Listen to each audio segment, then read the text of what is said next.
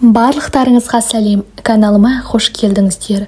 Бүгін сіздерге үй жағдайында қарадақпен қалай күресу керектігі туралы айтатын боламын. Каналға тіркеліп, лайк басып кетеміз.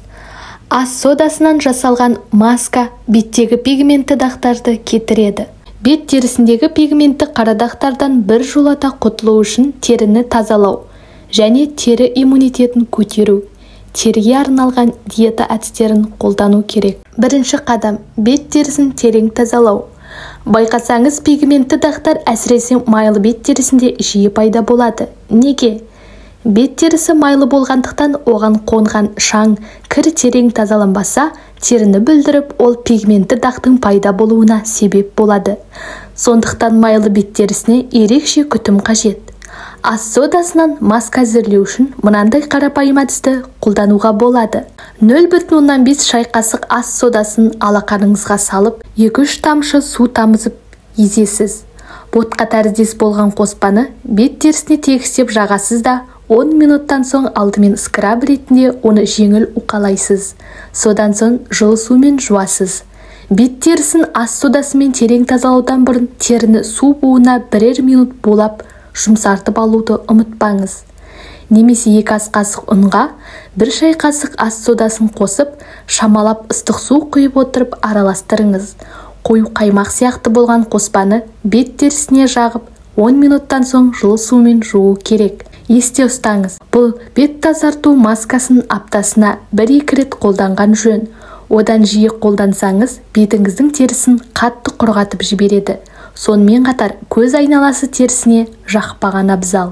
Екінші қадам – тері иммунитетін көтеру. Есіңізге түсіріңізші, тұмау кезінде басқа да ауруға шалдыққанда дәрігер не деп еді?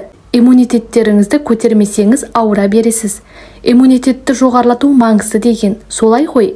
Ендеше бет терісіндегі пигментті дақтардан құтылу үшін терінің иммунитетін жоғарылату қажет. Ас содасының көмегімен бет терісін терең тазалап, тері астына енген бактерияларды дезинфекциялаған соң, міндетті түрде теріге күш-қуат беретін маска жасаған жөн. Адам ағзасына ғана емес, теріге де қуат беруде қай азық бірінші орында тұрғанын білесіз бе?